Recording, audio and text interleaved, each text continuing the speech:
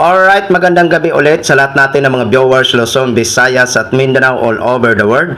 Welcome naman sa ating panibagong video, panibagong reaction, mga ka-action, mga kakamping. So may gusto lang ho ako na i-share ho sa inyo at atin lang ho ito babasagin. Kasi alam naman po natin, ang ilan sa mga kababayan natin ay talagang hindi ho sila titigil sa paninira dito kay Mr. President Bongbong Marcos at kay Mayor Leni Robredo. So, inggit na inggit ho ang ilan sa ating mga kababayan dito kay Mr. President at kay Mayor Leni Robredo ng Naga City. Tulad na lang ho nito. Ayan, ang page na ito na Kukulukoy. Ayan, bigas na naman. Basahin ho natin ang kanyang naging caption dito. Ayon sa kanyang caption, Bongbong Leni walang pinag-iba. Alin ang worst? Question mark. Lumang bigas versus naninilaw na bigas.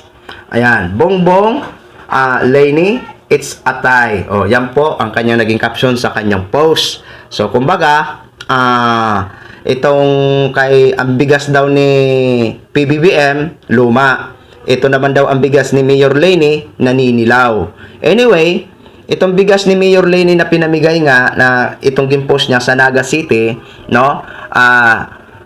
Binigyan po natin yan ng reaksyon. 'Di ba? Kanina, sinundan ho nitong pag-upload natin na to. Panoorin nyo po. Kasi nag-post si Mayor Leni Robredo at humihingi nga ho ng paumanhin.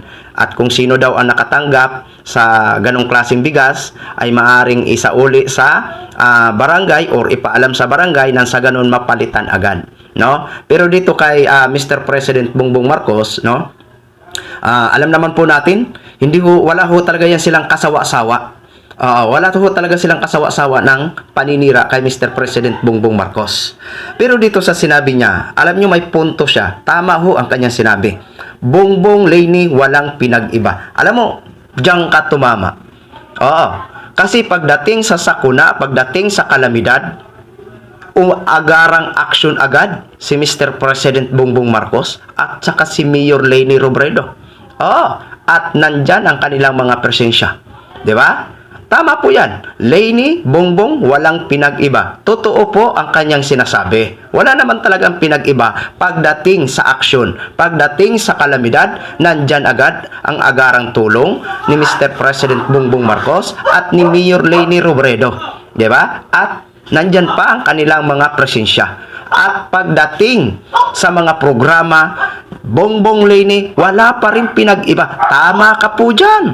Di ba? Tama yung sinabi mo na Bongbong Leni walang pinag-iba. Kasi pagdating sa mga programa na ikakaganda ng Naga City at ikagaganda ng buong bansa ng Pilipinas, yung dalawa na yan ay uma-action. Di ba? Ngayon, dyan sa tanong mo, alin ang mas worse?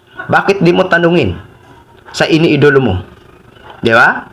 Tanungin mo ang iniidolo mo. Alam naman natin kung sinong iniidolo ng mga to, na mga ayaw kay Mr. President Bongbong Marcos at kay Mayor Leni Robredo. Di ba?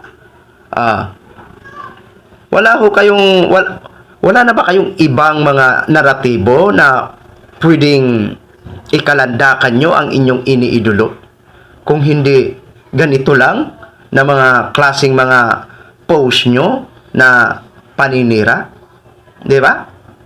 Hindi na ho yan uubra sa ngayon dahil marami na ho ang nagdidibang sa mga paninira nyo, di ba?